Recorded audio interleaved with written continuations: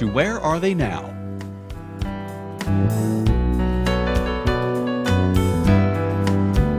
We reach into the archives of Lenape, Shawnee, Cherokee, and Seneca High Schools and invite selected alumni to share memories and fill us in on their career paths after commencement.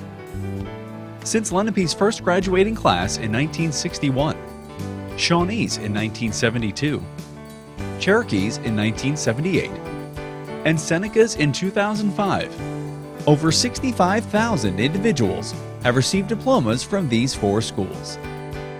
Here now is your host, DJ Deeney. Welcome to another episode of Where Are They Now? Today, we will be reconnecting with an alum from Lenape's class of 1973, Dr. Joe Perrone. Joe is a dentist with a practice in Morristown, New Jersey, and currently lives in Mount Laurel. Welcome to the show, Joe. Thank you.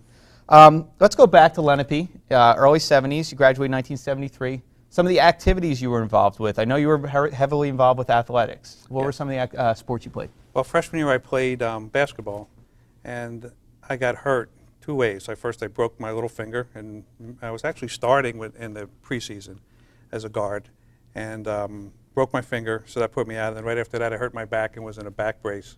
So that was the end of my basketball career. Not that it would have gone very far, but I was pretty small, and you know, the other guys were certainly getting taller and better than me. But then I moved into golf from that because that was the only sport I was allowed to play. Okay. And you played golf for 3 years in high school? I believe it was, yeah. Okay. And you were also in the National Honor Society and on the homecoming committee? I was. And was that something that you have fond memories of? Do you remember that well? Yeah, the homecoming committee was really fun because we got the group of good, fun people together, did a float, you know, participated in the homecoming and the bonfire and all that stuff, and it was a good group of people, and we had a lot of fun with it. So you guys actually made an entire float, because they don't do that much anymore. Yeah, it was we were very lazy. We had a guy whose father owned a sod farm, and so he had a float already, and we just took sod and put it on the float and put lines on it and put 2 goalposts up, and we all got on it. That's pretty cool. fun.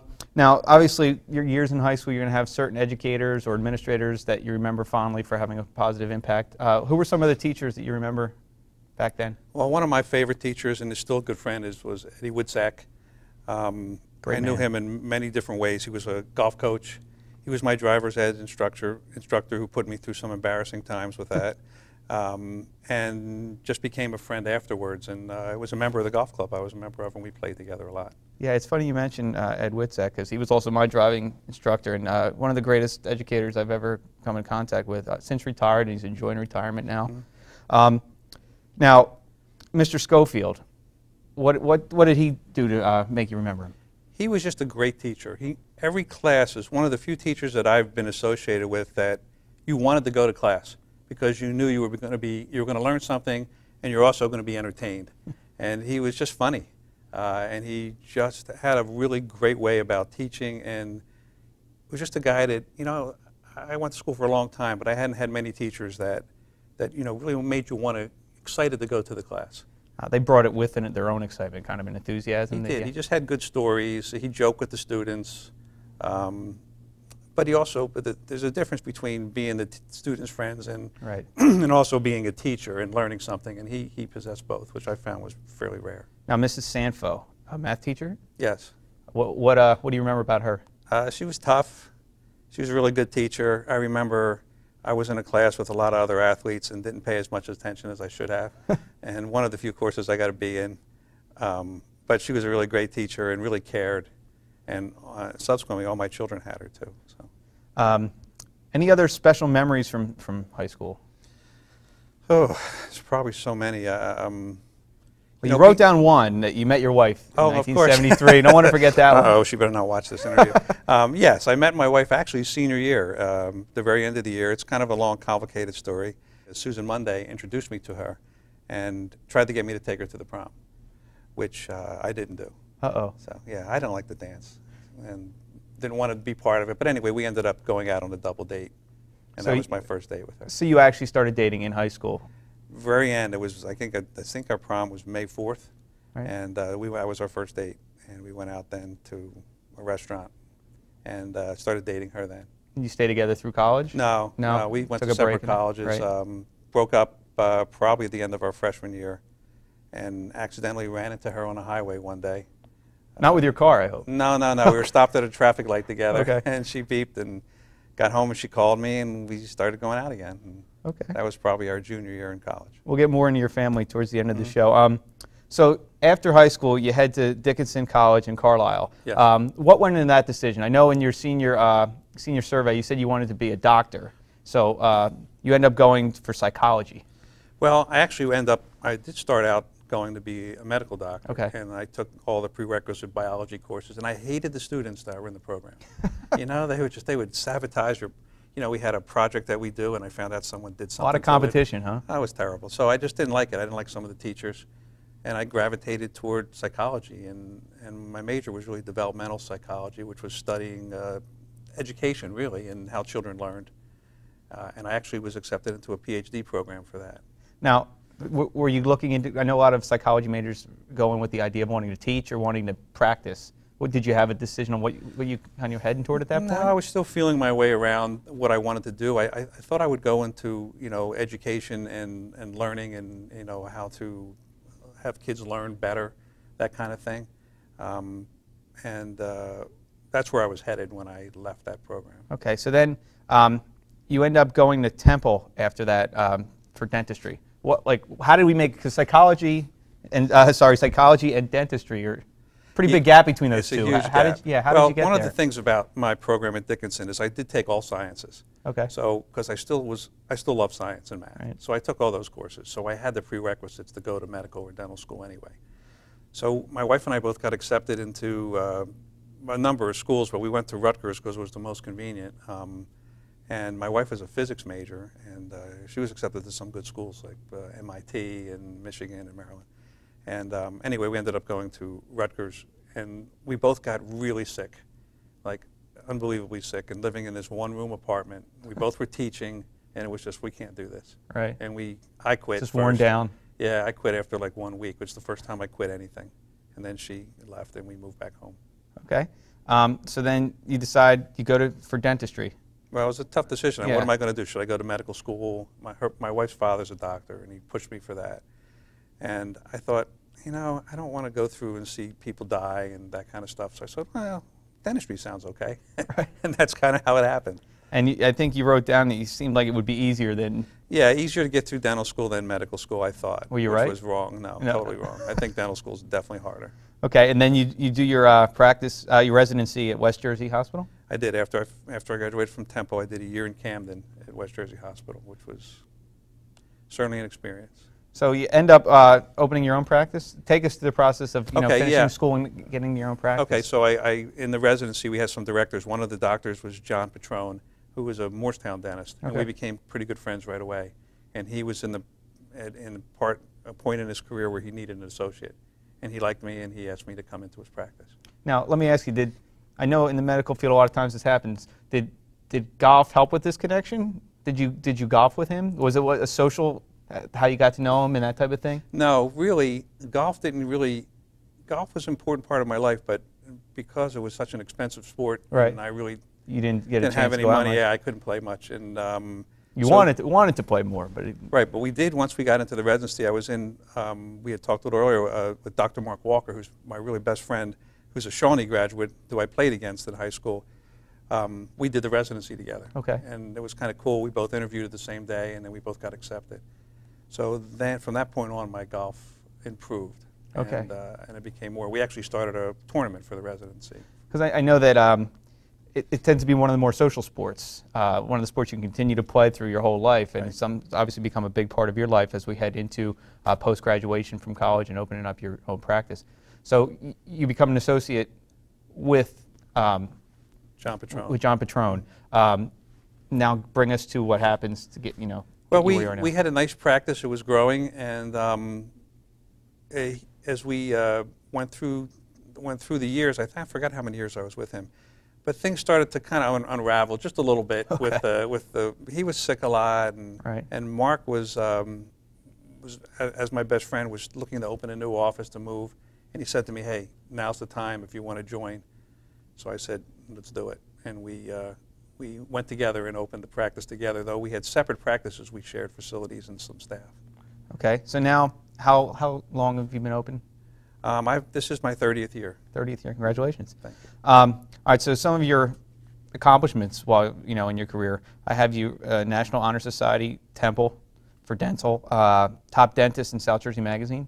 You won your golf championship twice and the senior club championship 4 times. That's probably right.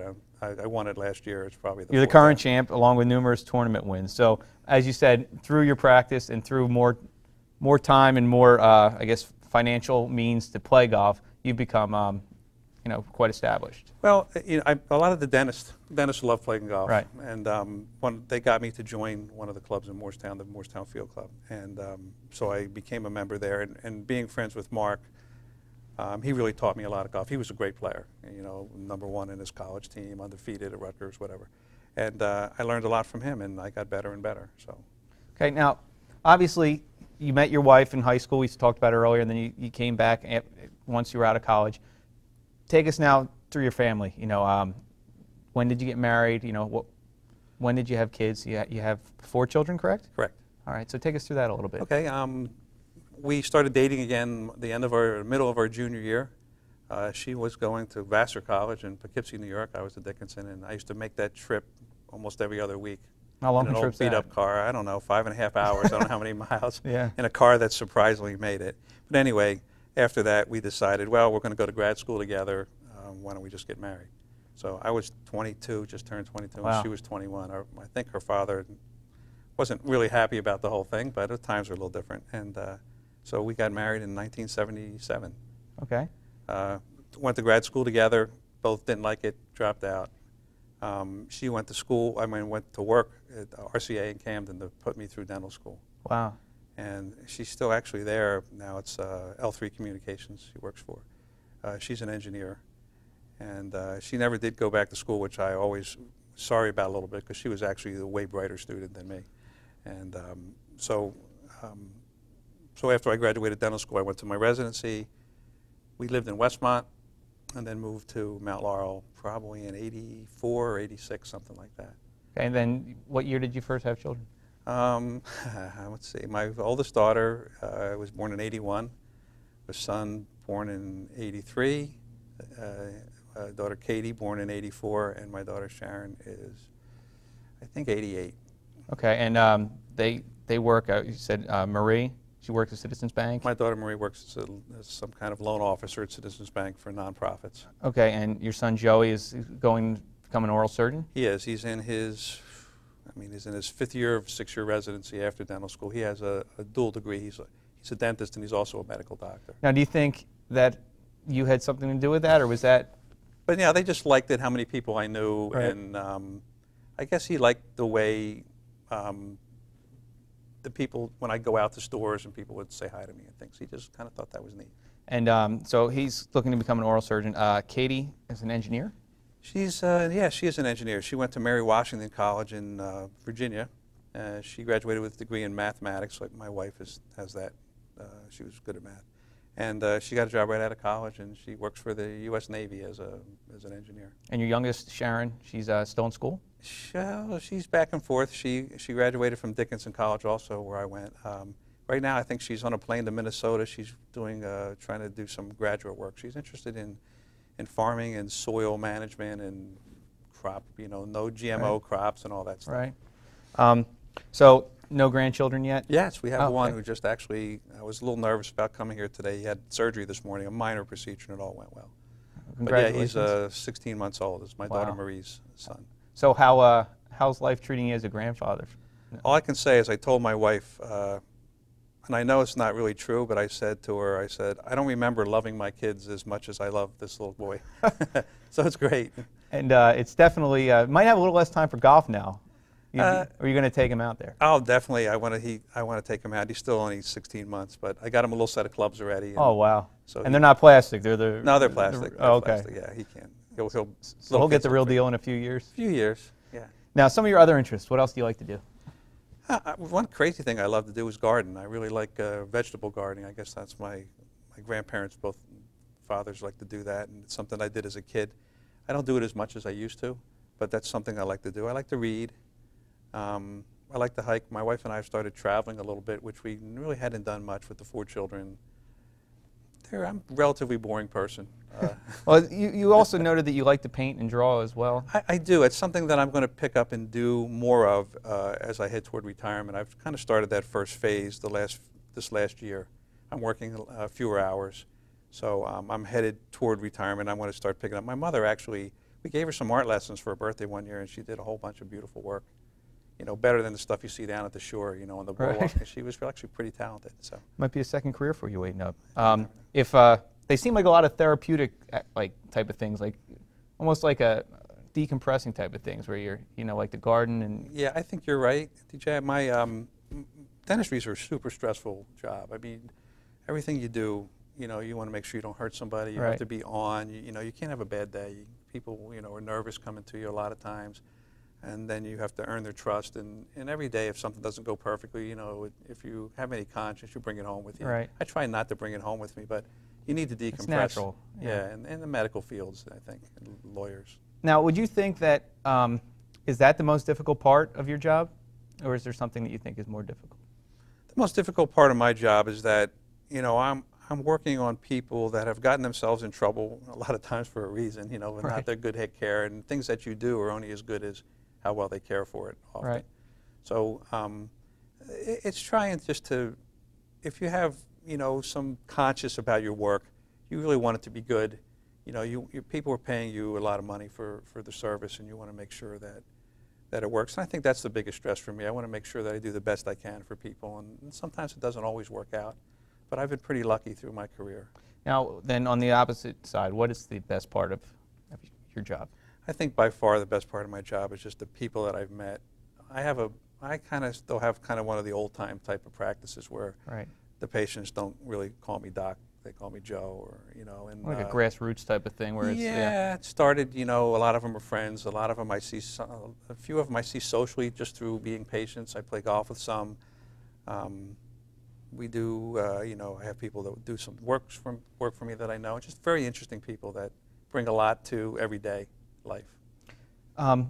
Staying with your career, how have you seen the career and like change since, you know, 30 years? Obviously, a lot. Whether it be the technology that, you know, might be a lot of things that are a lot easier now that you're doing when you used to do them, or whether it be just, you know, the field in general. What has been some of the biggest changes? When I first started, everybody does the white fillings now, and people don't really want the silver fillings. Right. That was done like an epoxy paste. We'd have to mix a A and B paste. We had 90 seconds to mix it up and get it in and put it in and make it look right.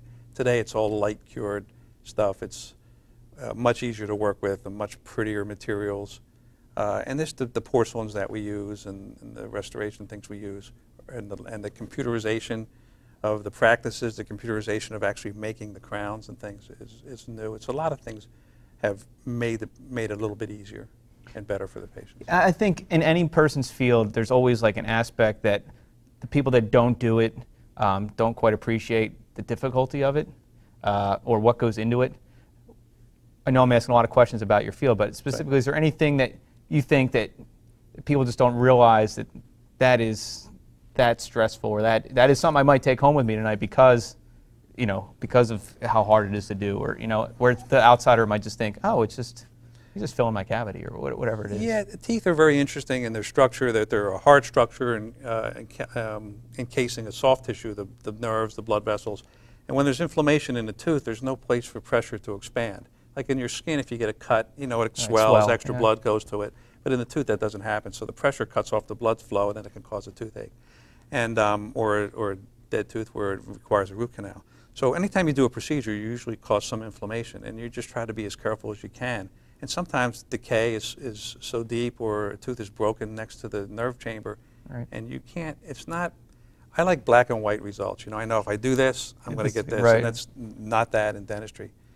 You can do everything perfectly, and a person can have a problem where you could, oh my God, this is really not going to work, and it works perfectly. So one of the things, I guess, is the uncertainty of everybody's different, and everybody reacts in a different way. Definitely, and that's everybody's different. Through the whole medical field. I think you know, you treat one patient one way, totally different result with another patient. I actually teach a course. I teach a course at Camden County College. I've been doing it for probably 30 years. I teach a pharmacology course now.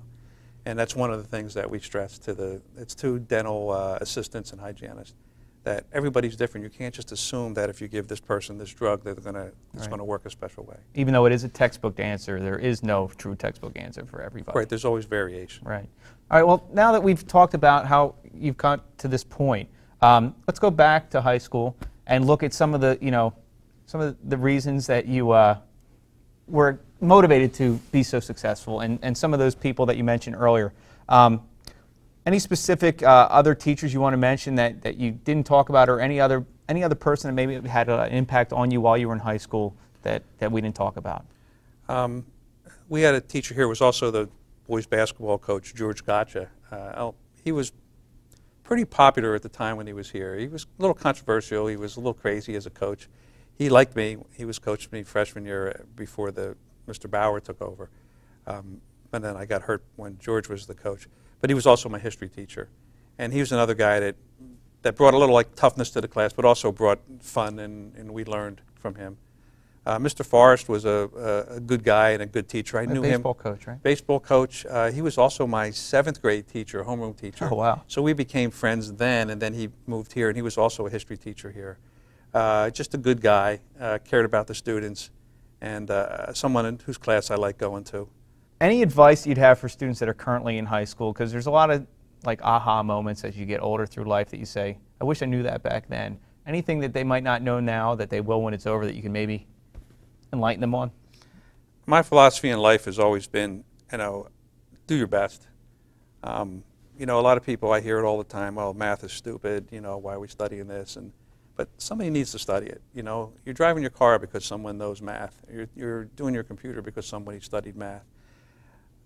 So one of the things is to do your best, and it's kind of important what you do. I always say it's better to tell somebody no when it comes to a job interview or a career than to have them tell you no. So if you do your best, aspire to do the best that you can, you're usually ahead of the game. And then the other thing I think is that you should follow the passion that you have for whatever you really like. I always liked sciences and medicine. It kind of led me to where I got to. And I think that's really important. One of my friends, who was the smartest guy I knew in college, he said to me, Joe, if I had to do it all over again, when I got to college, I would ask the upperclassmen, who were the best teachers? And I would take those courses because I know I would be interested. Mm-hmm. And then it would open doors to see what I might or might not like. So that would be my best advice to somebody that's, moving forward in their education. That's great advice. I want to thank you for joining us today. It's been a pleasure, Joe. Thank you so much. All right, thank you. We've been speaking today with Lenape alum Dr. Joe Perrone, a dentist with a practice in Moorestown, New Jersey. Thank you for joining us today, and please join us next time for more alumni interviews on Where Are They Now?